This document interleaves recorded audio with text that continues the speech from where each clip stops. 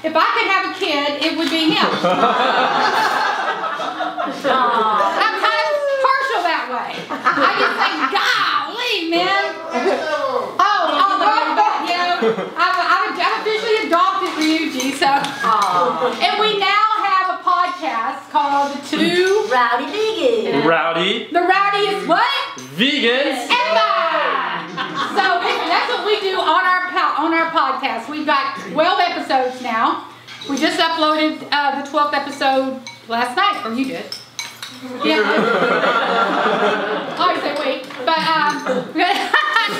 we have a transferable energy going on here. You know, we both really it's kind of interesting. Our synergy on the Two Rowdy Vegans podcast. It's a lot of fun. If you haven't subscribed to it, please do. It's iTunes, Spotify. Check it out. And Ryuji is just making all kinds of waves. He's part of our rancher advocacy program. He follows me everywhere we go to help transform these rancher families.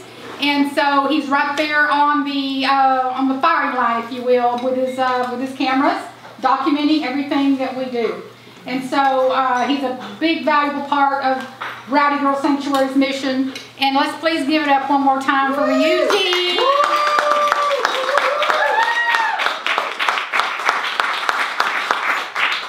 Cool. Thank you so much. So I came up here from Los Angeles yesterday and I was like freaking out the whole week about this whole thing. I'm really excited about this right now because what's about to happen is the first time that I have this like long form speaking engagement kind of thing where I have like more than like 10 minutes to like do my thing. And so I'm really excited because I've always wanted to do this like ever since I was like 15. I remember like that was like 8 years ago now. I guess I'm 23. But like I would watch these people on the internet giving talks and stuff like that and I was like I want to do that. Like I always wanted to do that because those people inspired me so much and I always wanted to give back to the community and always do this. You know, eventually I became vegan and I was like, I want to do this about veganism. And you know, so it's crazy. Like I remember like literally like 7 years ago, I would sit in my bedroom, you know, after school. I was in high school back then. I would sit in my bedroom and I would pretend I'm giving a speech to myself. But I wouldn't do it too loud because I didn't want like my parents to like hear me. I was like, it's probably really weird, but I'd be sitting there and I'd be like, like talking about all these things. And I was like, I really want to do this. And so this is kind of like the first time that I really get to do that. So I'm really excited right now. I was also freaking out because I was like, I'm not sure what I'm going to do. I tried to prepare. I kind of prepared something and then like I can't really remember everything I prepared right now. So we're going to see how this goes. But what I want to do right now is talk to you about what I want to do is really create some understanding because I think that one thing that we often lack in communication, you know, my friend Alex Bez, if you don't know my friend Alex Bez, he runs this page called Amazing Vegan Outreach. He's incredible to learn how to communicate.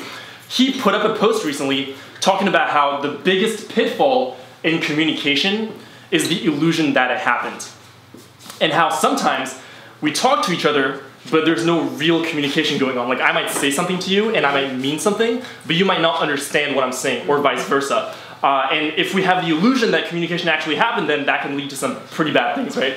Maybe you experience that like in a relationship or in a business partnership or in a friendship or something like that.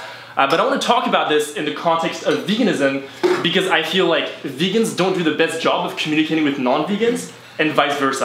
Like, you know, both parties will have their own thing, right? Like, vegans will think that non-vegans are stupid and crazy. Like, non-vegans will think that vegans are in a cult and they're crazy, they're extreme, etc., etc. And I'm like, I think a lot of these issues just boil down to not having communication between the two and both parties not doing a good job of, one, communicating, and two, of actually listening. And so that's the topic I want to talk about. I want to briefly tell you about my story and then kind of go into a couple of ideas that concepts that I learned from different sources that have really supported me in understanding these issues. You know, one of the things that vegans will say sometimes is they'll say, well, I don't understand why the world is like this. I don't understand why people can see slaughterhouse footage and not do anything about it. I don't understand why when I talk to people, people don't listen to me. I don't get it. And we just kind of, we're in this bewildered state. But one thing that I never did is I never just asked the question, I actually seek to answer those questions. I still seek to answer those questions. I try to understand, why is the world not vegan? Well, how did we come to this place? How is it that we slaughtered billions upon billions of animals? It's normalized and no one's really doing anything about it. Well, a lot of people are doing something about it, but why is it that we have this world. So I try to answer these questions, not just ask them, but actually answer them. So the first thing I want to say is that for many of us here, I know there are probably many vegans here, one thing that, I really want to bring this back into the vegan community is this idea that when we go vegan, we should never forget where we came from. And one thing that I always try to communicate is that although I'm vegan today, I wasn't always vegan. And I feel like oftentimes when non-vegans look at vegans, they look at them as a group because it's easier to look at things like that. When we can generalize things, it's very convenient for us, it's very easy, so we tend to do this as human beings. But when non-vegans look at vegans, they might categorize them in, oh, they're hippies, oh, they're this, oh, they're that, and they don't identify with the type of people who would be vegan. But the thing is, for most vegans that I know, we haven't been vegan our whole lives. And most of us, if you had asked me before I went vegan, do you ever think you're gonna go vegan? Actually, I would have been like, so what's vegan? Like, I didn't even know like the word vegan before I went vegan, which is kind of funny. But I would have never thought so. Like never, ever, ever. I grew up in France, in Paris, France, where my favorite meal in the world was buttered toast and eggs for breakfast. Breakfast is still my favorite meal by far. I love breakfast. Every single day for lunch, I ate a cheese and ham sandwich. That's basically what I ate when I was younger. My dad made it in a lunchbox for me, and then later on, I went to buy it at the bakery myself. One of my favorite dishes was this French delicacy that was like this duck leg kind of thing. It was called canard confit in French. It was really, really good. But I never thought about where these came from, and I never ever thought that I would be vegan. Like it didn't even occur to me, not even once. I mean, I think I briefly thought about being vegetarian, but I was like, why would I be vegetarian? That doesn't make sense. Like that's as deep as I thought about it. And so for me, I never ever thought I'd ever be vegan. And so what happened for me was this series of events that really started with me kind of, well, if you want the whole story, there was a point in my life where I was about like 15, 16, and I was like, okay, I was a pretty miserable kid back then. When I was in like middle school, high school, I didn't like my life. I pretty much hated my life. I remember like literally sitting in class and thinking to myself, man, I haven't like laughed or smiled in like weeks and months. And I didn't even want to. And that's kind of where I was at. And this whole journey for me really started when I realized through finding different sources, I was really fortunate to find these. Like I said earlier, it was these talks I saw on the internet and people like kind of putting themselves out there. It inspired me to realize that I can actually take control of my own life if I want to. And whatever circumstance I want for myself, whether it be my internal circumstances, my internal happiness, or my external circumstances, I can actually control that if I take action, if I consult resources, and I apply the knowledge that I learned. And so I started doing that, and through that I started reading a lot of books because I found out that, well, successful people read books. And so I was like, I should probably educate myself. And I remember I was in high school, and like there was a time when instead of doing my homework, I would like read books that had nothing to do with school. And then I would show up in class, I had no idea what we were talking about, but I read books, and I was like, I'd rather read my books about this random thing that is not going to serve me at school, but is going to serve me at life, which is awesome because those things still serve me today, so that was really cool. But one day, just before my sophomore year of college, I was reading this book called Sapiens, A Brief History of Humankind. If you have not read this book, go read this book right now. It's like such an incredible book. Okay, like Obama recommended this book. It's just incredible. One of the most thought-provoking books I've ever read. But one thing that he was talking about in that book, it's a history book, by the way, so he talks about history through the point of view of the different forces that shaped history and the big sweeping movements, things like the agricultural revolution, the scientific revolution, imperialism, capitalism, religion, all these different forces. And at one point in the book, it was talking about the animal agriculture industry. This was the first time that it was exposed to what happens in those industries, and it was really interesting. He laid out all the different standard practices of the animal agriculture industry, how animals are treated today for us to eat food. He was talking about how, today there are about 7.6 billion people in the world. Despite that, we kill over 50 billion land animals alone for food every single year. And he was talking about how we treat those animals. He was talking about how, for many of these animals, we mutilate them. For example, pigs get their tails cut off, they get their teeth clipped, they get castrated, their males. Chickens get their beaks cut off, their toenails cut off, and then they're raised in confinement, they're separated from their families, and finally they're slaughtered in a place that either slits their throat or suffocates them to death in a gas chamber, essentially. And I remember there was a picture in the book, this photo, and it showed the inside of a hatchery for egg-laying hens.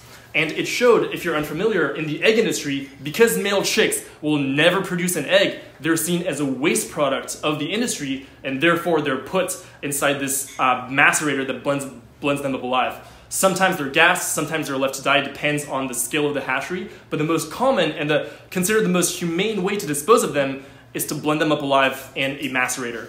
And there was a picture of this in the book, of this conveyor belt and workers sorting the males and females out.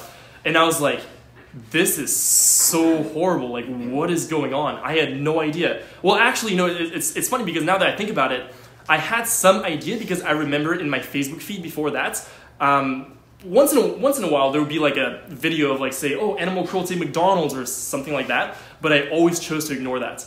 That was the first time that I really faced it, and when I faced it, I was like, this is really wrong. And the interesting claim that he was making in that book is that this is clearly horrible. If you showed anyone footage of inside a factory farm or a slaughterhouse, and if you could see their honest opinion, they would probably think it's horrible. Like 99% of people would see inside a slaughterhouse and be like, this is horrible. So why is it that we keep supporting that? Well, in the book he was saying that it's not because we're horrible people. Most people aren't out there eating a ham sandwich being like, haha, I killed this pig. Like, they're not thinking that. But rather it's because of indifference, because we're so disconnected from the process, and in this system that we're in, we don't have to be familiar with that process in order for us to eat this food. We just eat it, and that's that. And I was like, this is really interesting. And it brought me back to about 200 pages before in the book. He was talking about slavery and the slave trade. And he was talking about how if you're a consumer during that time, say you're in England, and you're eating a cookie, you're not thinking, hey, the sugar in this cookie probably comes from slavery. You're just eating a cookie. Like imagine back then, like your friend comes up to you, he's like, hey, you want a cookie, man? And you're like, no, I'm good, man. That thing comes from slavery. I don't support that. Like, that's not how it is. You're just like, oh yeah, sure, I'll eat the cookie. Similarly, today, when a friend offers someone a cookie, they're not like, I wonder where the eggs in this cookie came from. Maybe male chicks were killed for this. Like, they're not thinking that. They're just like, hey, give me the cookie. It tastes good. It kind of like really clicked for me in that moment, because I realized that today we look back at something like slavery as something that was completely horrible. You can never justify that. The thought that we ever thought that other human beings could be property is insane. Yeah. Just culturally, it's something that pretty much everyone agrees that this is wrong, right? Right. And I was like, if there was a time machine, I don't know why I thought this. I was like, if there's a time machine and I could go back to that time and be there, I would boycott every single thing that came from slavery. There would be no question about it. I wouldn't care what I looked like. I wouldn't care if it was convenient. I wouldn't care if my friends judged me. I wouldn't care about any of that, because in my mind, I'm like, this is wrong. I can't support it. It's as simple as that. And I realized that what happens to animals today is very similar. It's completely analogous. It's clearly horrible. It's clearly wrong. But most of society hasn't caught up to that. And so we keep supporting it. And I was like, if I wouldn't have supported slavery back then, I cannot support this today. Because if I did, then I would be going against my own values. That's kind of what really opened up to me. Yeah. So how did this kind of come about? Because after that, I went through all these different phases where I was like, this is horrible. I was really militant about it. I was like this angry vegan and all these things. And I always kept asking myself, like, how did this happen? I think there are a couple things. The book Sapiens talks about a lot of very interesting things, and one of the interesting umbrella ideas of the book is that when we think about history, we tend to think of it as there has to be progress in history, like we're moving towards something better. What he talks about is how, well, if you look at history, we're where we are today, but there are a million different directions that history could have gone. We don't have to be here. Like, we could be living in a completely different world. And who's to say? We'll never know. Maybe there are like alternate parallel universes. Like, I have no idea. But the point is, we could have been somewhere else. We don't know. So the fact that time goes on doesn't necessarily mean progress. And he talks about things like, for example, as human beings, one of the stories that we tell ourselves is that we are so much superior to every other animal. That's one of the stories that keeps this whole thing in place, is that we believe, as human beings, we're so superior to animals. And one of the things that's really interesting to think about is to think about it from different perspectives, right? Think about something like the agricultural revolution. This is, I think, the second chapter in the book. It's called History's Biggest Fraud or something. Incredible chapter. You know what's up? Yep. But yeah, so he was talking about, towards the end of the chapter, he tells the story of the crop wheat. And he talks about the transition we had between being hunter-gatherers and being farmers, essentially, which took many generations. But if you look at that transition, it's really interesting because we, as default, we learn to think about the agricultural revolution as one of the greatest things that ever happened, because without the agricultural revolution, we wouldn't be where we are today, which is clearly the best place in history, which arguably it is too, but the point is that's how we learn to think about it. It was clearly a good thing. There's no other way to think about it. Well, he was like, think about this for a second. What has happened to human beings and what has happened to wheat since the agricultural revolution?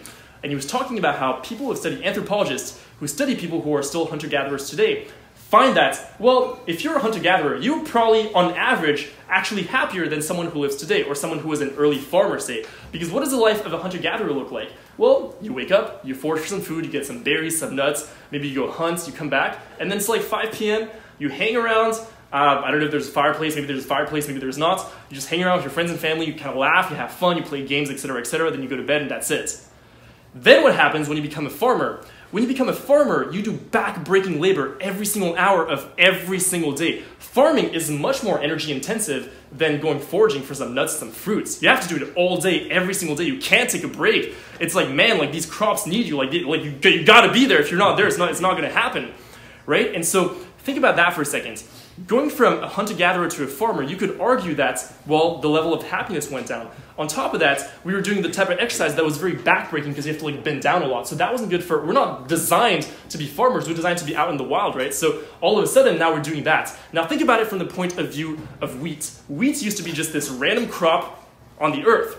But what happened once we started cultivating wheat? Wheat has been able to take over so much of the earth that in the early days, wheat has managed to trick humans into building fences around wheat so that the wheat wouldn't be attacked by other animals. Wheat's got human beings to kill other animals so that the wheat would survive. Wheat's got human beings to settle down in villages and homes so that wheat would survive. Wheat's got human beings to give up the lovely lifestyle of hunter-gatherers in order to become farmers, to break their backs, break their bodies, become less healthy because now all of a sudden we're only eating one crop, become less happy for wheat to survive. And if you look at wheat today, how many thousands or tens of thousands or hundreds of thousands of people work to have wheat on this planet? Just think about that for a second. Think about how many people live to support the growing of wheat. So the question that he ends with in that chapter is, did we conquer wheat or did wheat conquer us? And it's really interesting to start thinking about things like that because then we really start thinking outside the box. And this is one of the main things that I've been really able to do, as an activist and as a vegan, is to really try to understand how all these different things fit together.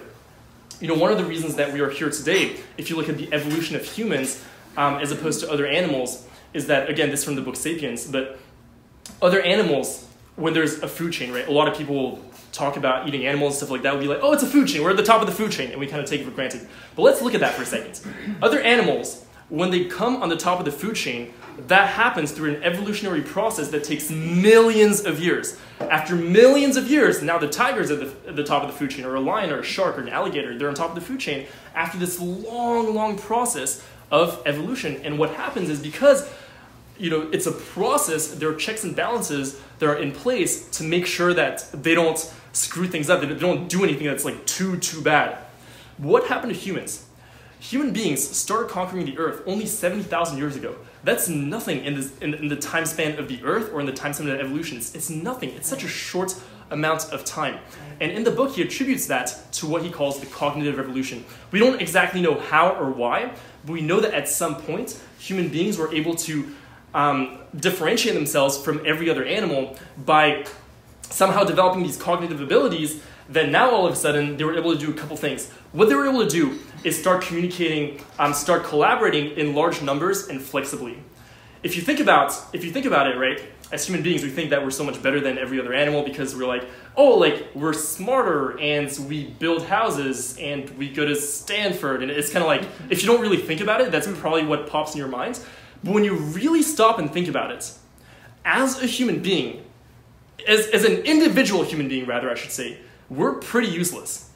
Like, if I was dropped on a desert island today, and like people are like, oh, you're a vegan if you're on a desert island, what would you eat? I'm like, to be honest, I would probably die. Like, I probably don't even have the ability right now as an individual living in 2019 to figure out how to hunt or to forage. I probably couldn't do that, okay? Like, I can make Instagram videos and like edit stuff. I can't survive on an island, like I can't, right? So as individuals, we're pretty useless. But as a society, we have managed to conquer the world. Why is that? The reason he outlines in the book is that we are the only species of animals that can communicate and collaborate in large numbers and flexibly. See, other animals, for example, a pack of wolves, they can collaborate flexibly so they can change their pattern of behavior, but the number of wolves in a pack is limited. On the other hand, if you look at animals like bees or ants, they can cooperate in large numbers, but they're not flexible. Like the example that he gives in the book or in some of his talks, the author, he says, well, you know, bees, they can cooperate in like huge numbers, but they're not going to overthrow the queen and create a bee republic. They're not going to go do that. But human beings, we can do that, right? Why is that? Why is it that we can do that? Because, again, if you look at like gorillas or wolves or any of these other animals that collaborate flexibly, basically the way that they're able to do that is they all know each other.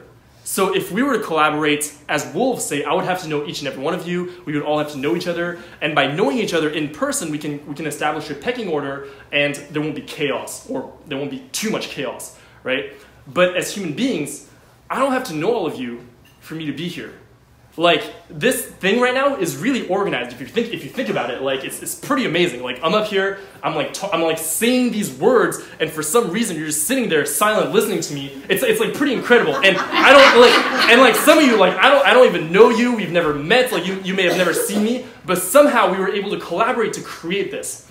And the reason he attributes this to is the fact that as human beings, we have this unique ability to tell stories and believe stories. And what that is, for example, a wolf, for example, can talk about a tree, can be like, hey, there's a tree over there. But what we can do is, hey, that tree actually contains some spirit that if you do this, then this will happen, right? That kind of thing. We can tell stories, and if we all believe in the same story, then we can all collaborate. For example, what is Rowdy Girl Sanctuary? Like, what is it? What is it really? Is it this land? Is it the animals here? Is it this chair that I'm on? Is it this house? Is it Renee? Is it Tommy? Like what is Rowdy Girl Sanctuary? I mean, all these things belong to Rowdy Girl Sanctuary, but what, like Rowdy Girl Sanctuary itself, what is it? Is it a nonprofit? What's a nonprofit?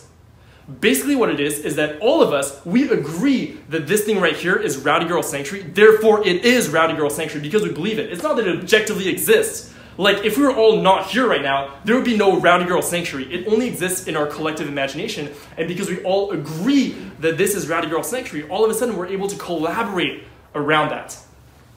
So that's the basic gist of why humans are able to come to run the world, at least according to this theory. I guess there could be many different theories, but it's an interesting way to look at it, right? And so what happened is that because we were able to do that, we were somehow able to hack nature and rise to the top of the food chain way faster than we should have. And what that created was, because there were no checks and balances, when we rose to the top, now all of a sudden we're here, we're kind of like ruling the world, but at the same time, we don't really know what we're doing, and it really shows in the results that we're creating. So I think it's interesting, you know, because, again, we'll talk about, well, how did this come to this place? Well, if you start thinking about it through these frameworks, and you're like, well, you know, actually, maybe we weren't supposed to be here, and because of this weird ability that we somehow developed, now we were able to collectively hack the system, not through the will of any individual, but somehow we got to this point, and now this happens, and because, you know, this is how the world is now, a lot of people come in and they don't question it, and maybe, like, things start to make sense a little bit, right? So that's one huge thing that, you know, I'm thinking about. And on top of that, diving deeper into the concept of stories. Seth Godin, one of my favorite authors, he wrote many, many books on marketing, on business. He's a great thinker. He talks about how ideas spread. He talks about leadership and changing the world and leading tribes and stuff like that. He's an incredible author. So many of my ideas personally I got from him as far as how I run my brand and stuff like that. But the point is, you know, he, in a book called All Marketers Are Storytellers, one of my favorite books, I learned so much from this book, he talks about the power of stories. For example, have any of you heard of George Riedel? Does anyone know who George Riedel is? No? Okay, it's because we're vegans, not like... Okay, anyway, so George Riedel is a guy who sells wine glasses. Riedel wine glasses. The story of George Riedel's wine glasses is that if you have the glass that's the perfect shape, that was manufactured in the perfect way, is going to make your wine taste better. Because of how this wine glass is shaped, I can't even like say the story without stirring. Like if this wine glass is shaped in the correct way, it's going to make your experience of wine so much better. Is that true? No. Double-blind tests have proven that this is not true. The effect that the shape of your glass has on the taste of your glass is exactly 0. That being the case, wine experts from around the world will swear that this glass actually makes their wine taste better. Think about that for a second. Wine experts, people who taste wine for a living, who literally what they do is they just like drink wine and they're like, yeah, this glass actually makes my wine taste better. They actually believe it. Why? Not because it's true, but because of the story. What's crucial to understand about stories is that when we believe stories, because this is how we operate as we just discovered, when we believe a story as human beings, we're going to inherently look for evidence to support that story. And anything that's outside of that is very difficult for us to acknowledge or to let that land. Right? There's debate between like, oh, like what's better, Pepsi or Coke? Well, I don't know. Some people prefer Pepsi. Like who prefers Pepsi over Coke here if you drink Pepsi or Coke? Who prefers Coke? Okay, well, you guys don't drink soda because you're healthy. Okay, but you know, some people prefer Pepsi, some people prefer Coke. But the point is, in one of the first chapters in his book, All Marketers Are Storytellers, Seth Godin says, well, if you think Coke tastes better, then the Coke is going to taste better, not because the Coke tastes better, but because you want it to taste better. And because you want the Coke to taste better, then it's going to taste better even though you taste it 100 times. It doesn't matter. You're always going to think it tastes better because you want it to. And so we all do this. So let's bring this back to veganism and animal rights for a second. What are the stories that we have been told as a society around animals, around eating animals, around what we eat? We've been told that eating animals is completely normal. We've been told that animals in a farm live wonderful lives. They're grown in green pastures, blue skies, they're happy animals, the farmers are happy, everything is good. Those are the kinds of stories that we're told. On top of that, we're told that eating animal products is necessary. We have to eat meat in order to get protein. We have to drink milk in order to get calcium.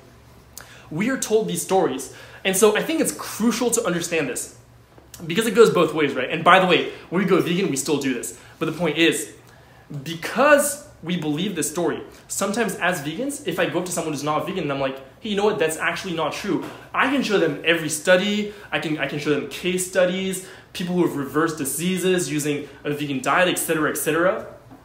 But they might still not accept it. This is why, for example, people literally think that slaughterhouse footage is fake. Sometimes they'll be like, oh yeah, that's fake. Like, what do you mean it's fake? Like, it was animated on a computer? Like, I don't even understand. But for some, they actually believe it's fake. Or you'll tell them, hey, there's this study that did this. And you can have the most thorough study, like, oh, this study is like 59 countries over like 20 years, all this, all that. And they're like, that study is false. I read a contradicting study. And by contradicting study, they mean, oh, I found some article on my Facebook feed, right?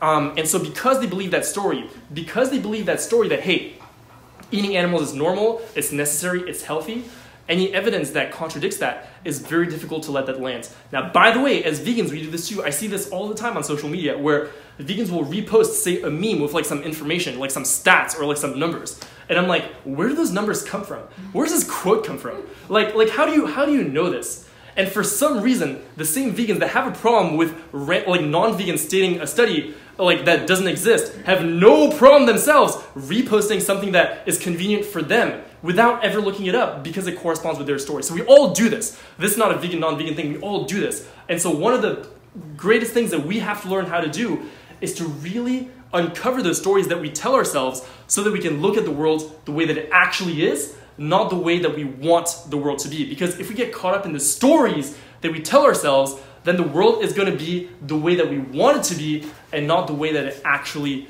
is. So that's one huge thing that I'm always thinking about. What are the stories that people tell themselves, right? Because once we start understanding where people are coming from, we're now able to communicate with them in a way that makes sense to them.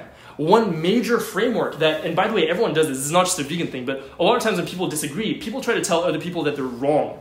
Well, the problem is when you try to tell people that they're wrong, no one wants to like basically hear that they're wrong. So most people are not, gonna listen to you. They're like, there's this incredible. I don't know if it's a series of studies or a study. My friend Alex Bez, he talks about apparently what people have found is that when there's a debate between two people, people are more likely to leave that debate being more convinced of their own point of view than the opposing point of view. And I think that's okay. This is so key to understand this, but. Basically, the point is, what a lot of people are doing in the world when they have a point of view, they're trying to convince other people, they're trying to say, hey, you're wrong and I'm right. Instead of doing something that's more effective, which might look something like, hey, what are the worldviews that you have? What do you believe? What are the stories that you tell yourself? What are the values that you have? How can I tell you a story that aligns with that? How can I tell you a story that you're already gonna agree with that instead of trying to tell you that you're wrong? Right? So I think understanding stories for me has been a crucial part of really starting to understand this whole thing. Now, another thing that's been tremendous for me is this concept called social proof. Does anyone know what social proof is?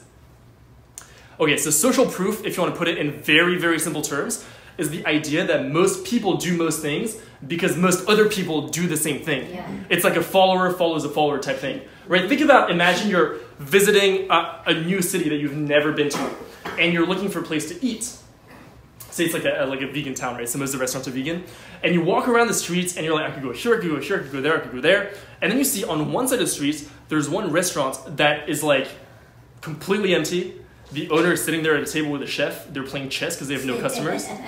And you see that. On the other side of the street, you see the most popping place with like people lining out the door, people fighting to get in, so many people eating the food, they're loving the food, etc., etc. Which place are you more likely to go to? You're more likely to go to the place that has a lot of people. Why? Not necessarily because the food is better there. You have no idea. The food might be better at the other place. I don't know. Especially because maybe they don't have a lot of customers. So maybe they have a lot of time to prepare the perfect meal for you. And they have like better ingredients, whatever it is. They might be able to actually prepare a better meal for you. But most people wouldn't take a chance at that and go to the one that has a lot of people because it's been social proofed. A lot of people are there. A lot of people already like it. So it must be a safe choice. By the way, it's important to understand that this is something that benefits us. This is not a bad thing. It's great that we have this because it means that we're able to learn from the mistakes of other people. There are two ways that we can learn things, right? We can learn things firsthand or secondhand. Firsthand is you try things yourself. For example, if there's a candle here, put my hand and I'm like, oh crap, that burned me. My hand is burned now. And then you learn not to touch the candle. You can do it one way. The other way that you can do it is, well, you can just listen to other people and other people are like, hey, don't put your candle there because you'll burn yourself. And you're like, oh, okay, I won't put my hand there, then you just don't burn yourself. So social proof, this ability, rather not ability, but this instinct that we have to follow what a lot of other people are already doing is a good thing, but it can lead to really, really bad things as well. If you know who Peter Singer is, who wrote Animal Liberation, he does a TED Talk on effective altruism. And in that TED Talk, he shows a clip of a little girl who gets run over in a factory, and then for I don't know how long, people walk by and see her basically bleeding out on the floor and not do anything about it. And here's the thing. If I were to ask you right now, imagine you're walking down the street and you see someone having an emergency. Who would step up to help that person right now? Put up your hand. Right? We all think we would actually do this. But what study after study after study has shown is that most people wouldn't do anything. They've done studies where they've had people go out on the street, reenact like having a heart attack or something, and literally people don't do anything. Why? Again, as vegans, right, this is like the reason I'm bringing this up is because as vegans we'll be like, okay, a lot of people are not doing anything, they don't care. But it's not necessarily that they don't care, right? In that situation, look, at the isolated case, in the middle of the street, someone is having a heart attack, everyone's just walking by. As a third party, it's so easy to look at that and be like, everyone there is stupid, they don't care, what's wrong with them? But let's think about it a little bit deeper.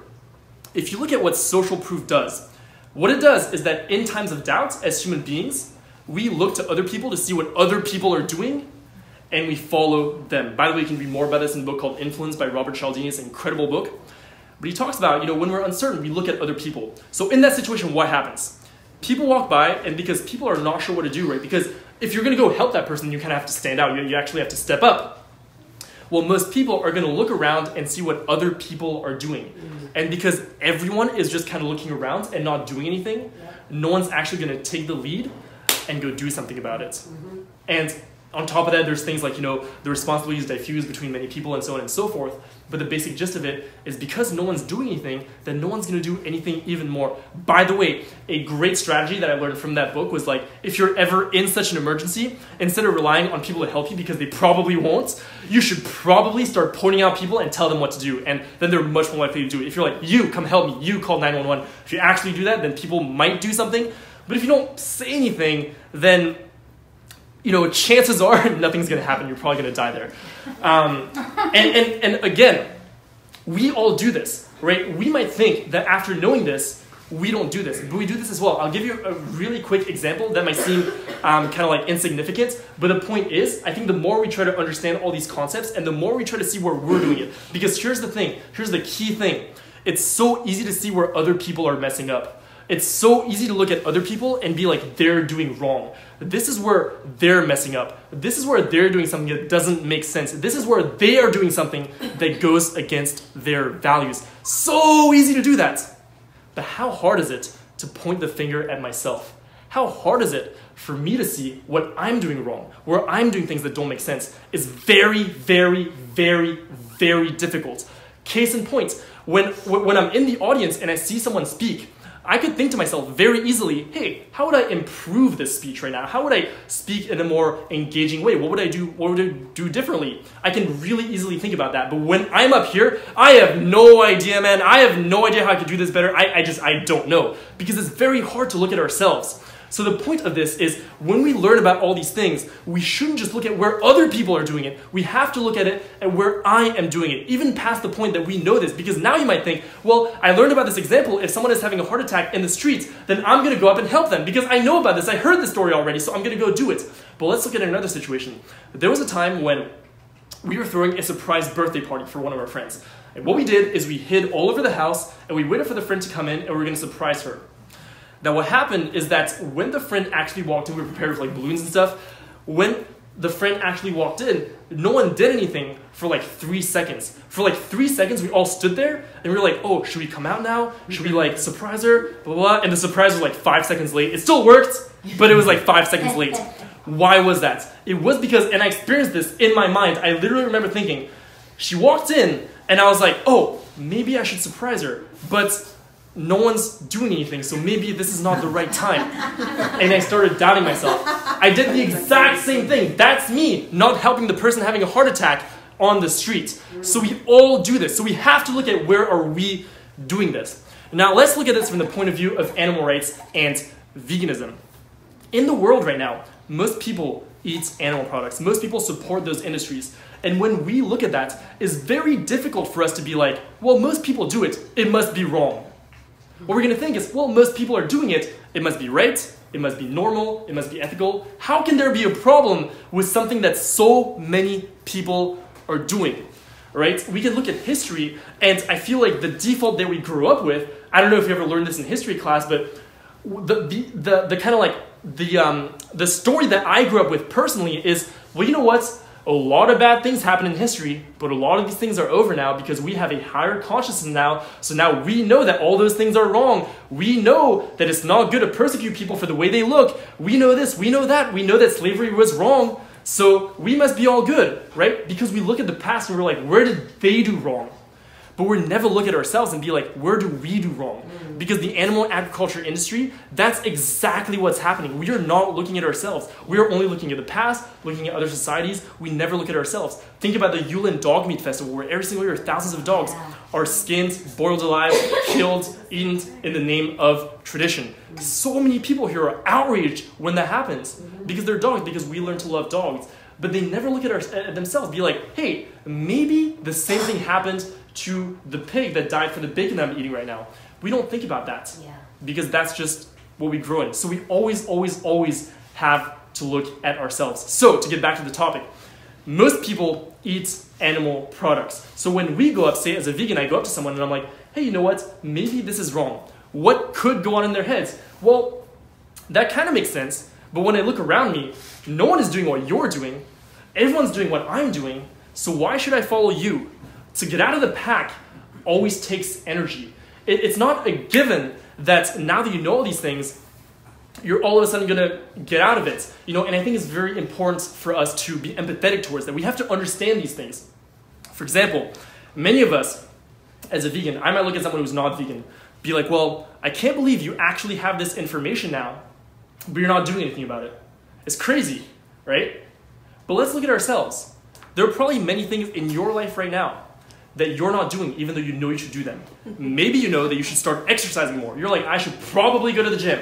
Maybe you're like, I should probably start meditating. I should probably start reading more books. I should probably do this. I should probably do that. I should probably cut out some of my toxic friends. I should, there are a million things that we probably should do, but we just don't do it. Why? It's the same thing. Subjectively, it's the same thing, at least. Objectively, it's not, right? As someone who's vegan, when you look at someone who's consuming animal products, the problem is that there's a victim involved. So when we consume, say, a burger or chicken wings or bacon or whatever it is that comes from animals, there's actually a victim involved. Animals actually have to suffer and die for that. So it's not just our choice, but the point is the subjective experience of many people who say like see inside a slaughterhouse and then go forget about it and not think about it, even though they saw it, they were like, oh, you know what? This is wrong, but then they can still go on and consume those products and not think about it. It's the same exact thing when any of us are like, you know what? I should go to the gym. It's like New Year's, you get a gym membership, you go twice and then you never go again,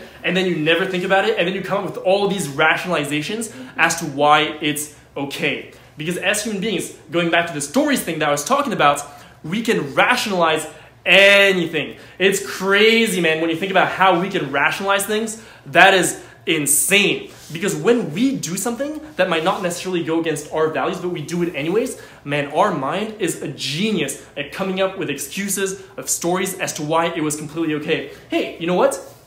I didn't go to the gym today because I was busy. I had work. I had to hang out with my friends. I had to watch the new episode of this new show on Netflix, right? And you have all these stories, and you will literally believe that those stories are true. You'll believe it. It's like in your mind it's true. In the objective world, is it true? No, it's not true. But in your mind, you'll believe it. The first step to doing anything is always the hardest step. When we go vegan, right? And different people experience it differently.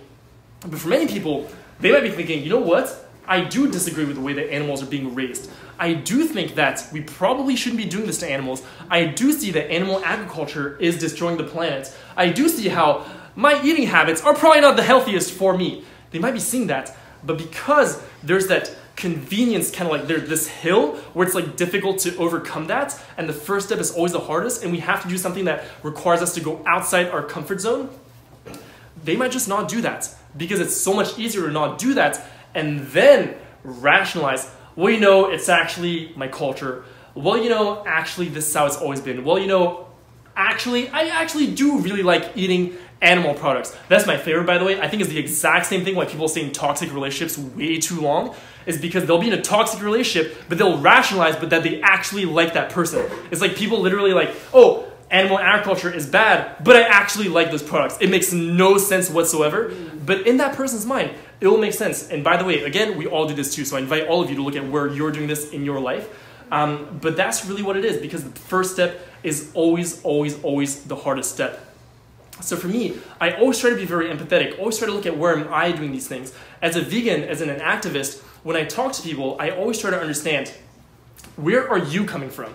What are the stories that you are telling yourself? What are the things that you are facing in your life? How can I tell you something? How can I create a situation that's win-win, not a confrontive thing? I don't want to argue. I don't want to argue with anyone.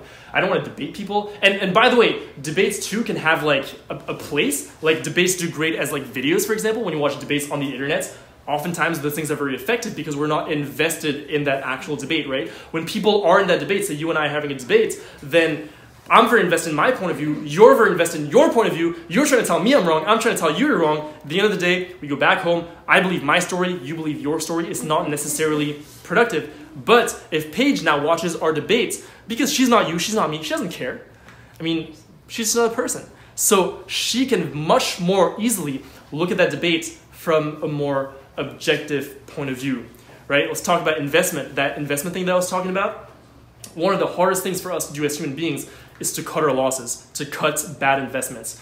One thing that we have to understand is that when we tell ourselves these stories, again, The more and more we tell ourselves these stories, the more and more we get entrenched in them, the more we invest in them, the more we invest in them, the harder it is for us to let go of these stories. Think about, imagine you buy a movie ticket to go inside a movie.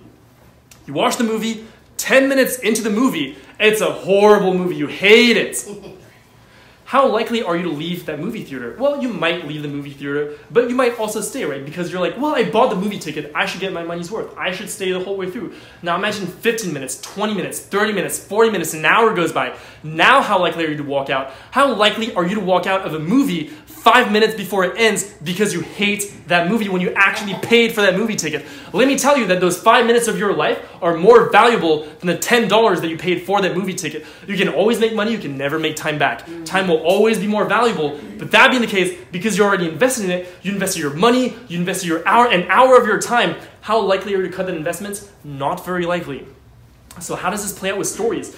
With stories, there are some people, for me, for example, I was telling myself the story that eating animal products was normal for 20 years of my life. Was it easy to let go of that? No, not necessarily. It's very difficult. Think about some other people who have literally been told these stories for 10, 20, 30, 40, 50, 60 years. For 60 years, every single day of their lives, every time they sit down to eat a meal, 3 times a day, they reinforce that story that, hey, you know what? Eating animal products is normal. It's okay, it's healthy, etc., etc. How do you think that you come across when you go there and you're like, you're wrong? They're like, I invested my whole life in this story. You tell me you're wrong? Get the fuck out of here. Yeah. There's no way you would believe that, right? It's literally like, you know, the author of Sapiens, the first book that I was talking about, brings this to what we would call the extreme, right? Because at the end of the day, everything is a story. Things that you would have never even thought about. Just now I gave the example of Rowdy Girl Sanctuary. Well, let's expand a little bit. What is Texas? Like what's Texas? It's just like people agree that like this piece of land is called Texas, and then it's Texas. What's the United States of America? The United States of America is just like people agree that it's that. It's just a story. It doesn't exist in objective reality.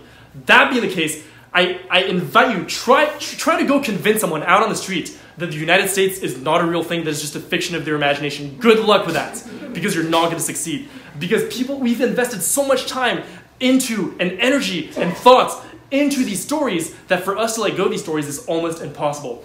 In Sapiens, or in his talks or wherever he talks about this a lot, he talks about how perhaps the most successful story of all time that we've told ourselves is the story of money. No matter what people believe, everyone believes in money. Try to go tell someone that money is not real. Like, what is money? I think I have a bill in my pocket. Like, literally, like, look at like this bill right now, like this $5 bill. Like, what is this? Like a piece of paper that's printed on. It's like special paper, and it's like got this special ink. Like, it's hard for me to replicate.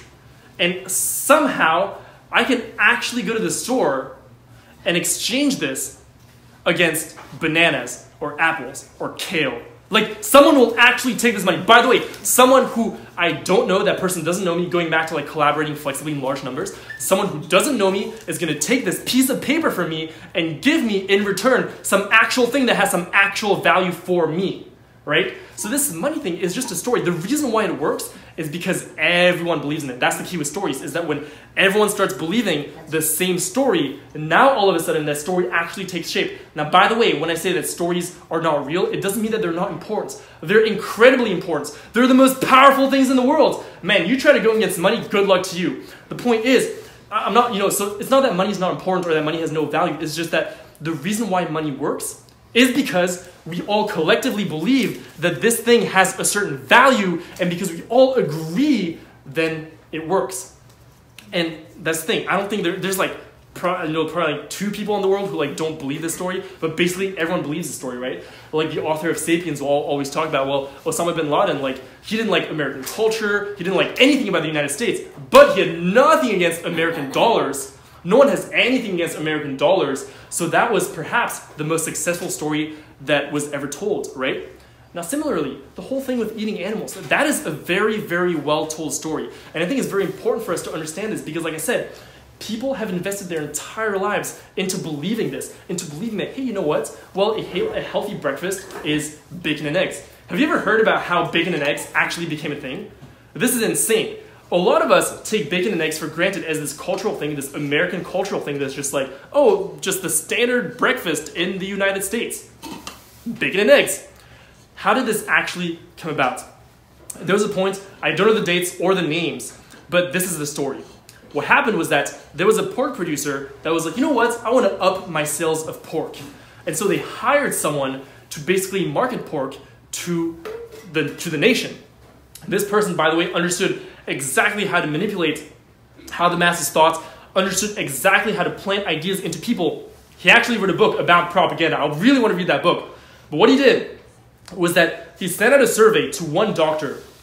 And he asked that doctor, hey, do you think that Americans should have a hearty breakfast? I'm paraphrasing, so it might not be completely accurate. But he asked that doctor, hey, do you think that Americans should eat a more hearty breakfast? And the doctor was like, yeah, that makes sense. And then what he did is that he scaled that, sent it to many doctors, and had many, many doctors agree that Americans should eat a certain type of breakfast. Then what he did was he ran that study in newspapers and in local news outlets, because back then that's how stuff circulated, right? Today, a lot of it circulates through social media. Back then they were gatekeepers, so if you got to the news, you got to everyone. But anyways, so he ran that story, and as an example of the type of breakfast that doctors recommended, he put bacon and eggs. And thus, bacon and eggs was born. It was a marketing thing. Yeah. It wasn't a health thing. It's not a cultural thing. It was a marketing thing. Someone made this up in a room, was like, you know what would be great if I invented this breakfast, I market it towards people as a healthy breakfast, then people are going to start eating it. So that's how that came about, right? It's not really that, well, it's like a tradition, it's a culture. Well, it's just a story. So everything is just a story. Everything is just like these things that we tell ourselves, and the more we investigate, again, so a lot of people invest a lot of time into believing a story, and now it's very, very difficult for people to let go of these stories, right? So, just kind of like a couple thoughts there. But again, I think it's so important for us to do this too, because I see this all the time. I want to say this again because I think it's so key. As vegans, it's so easy for us to believe things without really, really looking into it. I know that I've done that. One of the major areas in which I'm growing in personally right now is I'm being much more diligent about where I get my information. Because I'm like, okay, I really have to look at this. I really have to know my sources. I really have to understand. Like, not just be like, oh, this person said this, so it's right. By the way, if you look at even that, right, like social proof is a story that we tell ourselves, because if a lot of people like something, then it must be good. Similarly, you can social proof things with people who have authority, right? Notice how if you say like, oh, this doctor says this, then your claim is so much stronger than if you said, well, I think this. Does it actually mean that the claim is true? I could make up any claim right now. Like I could literally say, did you know that doctors say this? Did you know that doctors think that bacon and eggs is healthy? Like, we have to understand that like, it's like, on one hand, it's not because I say this that is true, but on the other hand, a lot of people will think that that statement is actually a lot more credible than say, I'm like, you know what, this is what I think, because I'm no one, right? Remember earlier in the talk, when I first introduced the book Sapiens, I said Obama recommended the book. Does it actually mean that it's a good book? Doesn't necessarily mean it's a good book. But by saying that, I'm able to social proof that book. That's literally why I did it, because I'm like, oh, if I say that Obama read that book, then you're probably more likely to read it than if I say I read that book. Because what would you care what I read, right? Maybe you like me, so maybe you'll read it anyways. But the point is, a lot of people, when they're like, hey, the ex-president of the United States actually recommends this book, and if you like that person, you trust that person, then you're more likely to actually read that book. So those are just a few ideas that I want to throw at you, about these things. I really think that for all of us, it should serve us, because these are just a few ideas, and there are many, many more things. I always study things like psychology, sociology, marketing, business, branding. I try to read in all these different areas to understand what is happening to our world. I never stop at just asking the questions. I always want to understand. I deeply want to understand where people come from. Like, I really get where people come from. When people say, I don't understand how people could react that way. In my mind, I'm like, I understand exactly how people could react that way. I see through them. Not because I have this magical ability, but just because I worked on it. I think that one other major thing, this is probably the last kind of umbrella idea that I want to talk about, is, a couple days ago, I did an AMA on Reddit. It was the Ask Me Anything. It was basically an event where people would ask questions, and I would just answer the questions. They were really, really good questions, but one of the questions was, what do you think that vegans should learn how to do better? What area do you think vegans could improve in? And my answer was 2 words, flat out. I was like, emotional intelligence. Yeah. And by the way, this is not just a vegan thing. This is just a people thing. I think that like people are massively like socially, just like emotionally unintelligent. And by the way, I'm saying this from a place of like, I used to be massively socially and emotionally unintelligent. I didn't understand this at all. I didn't understand people at all. I didn't understand how to communicate. I didn't understand how to make friends. I didn't understand how to be engaging. I would have never understood, like right now, see it's funny because for me to get to this point that I am today, where I'm like talking to you about all this, and perhaps you're like somewhat engaged in what I'm saying, I don't really know, I get the feel, I'm still new to this, I'm still learning, but the point is, even to the point that I am today, I had to learn so many things and understand so many things about how people pay attention, what is actually going to capture people's attentions, how can I phrase things so that it captures people's like imaginations, how can I tell stories, you know, I like invite you, like even look back at like everything I did, even though it seems like I'm telling you the behind the scenes of how the world works, I am still telling you a story. So we're always doing this, but I had to understand all these things in order to get here. Similarly, when I communicate with people, there's so many things I had to learn about how to communicate. I didn't understand this at all. Like it's crazy. Like literally, like back then, like and I still get like social anxiety when I go to things. Like sometimes, like I don't like big events. I never like going to parties. I remember as a kid, I would go to a party and I would see everyone else having fun, and I didn't understand why I couldn't have fun with them. I didn't understand why I couldn't fit in. I didn't get it. And then since then, I've studied a lot of things. It's funny because the reason I'm able to like kind of like articulate all this is like because like I had so much pain kind of like not understanding this. I went through so many lengths to actually understand this so I could actually implement it in my life and tell you right now. But anyways, so I had to study, work so hard for it, man. Am I the cool kid now? That's like my dream when I was like in high school was to be a cool kid. But anyways, and so I tried to study this and understand it. So I read many books on it. I had mentors, I did workshops, I did trainings. I really educated myself in this. So the reason I'm saying this is because I might say something like, well, emotional intelligence, you should learn that. It is really something that you can learn. All these things are skills that we can learn. One of the major skills that I've learned is the art of critical thinking, where I'm always questioning why. I never stop at, well, this sucks. Oh, I want to change this. Oh, the world should be this way. Never. I'm always like, why? What can we do about it? How can we do it? Let me execute. And I always think about this, and I always try to think about it in more detail. And again, this is all a skill that you can learn. This is something that we can all do. So yeah, that's kind of all I wanted to leave you with. I think there's a little bit of time left if you want to do like Q&A or something. But anyways, thank you so much for listening. I really appreciate it.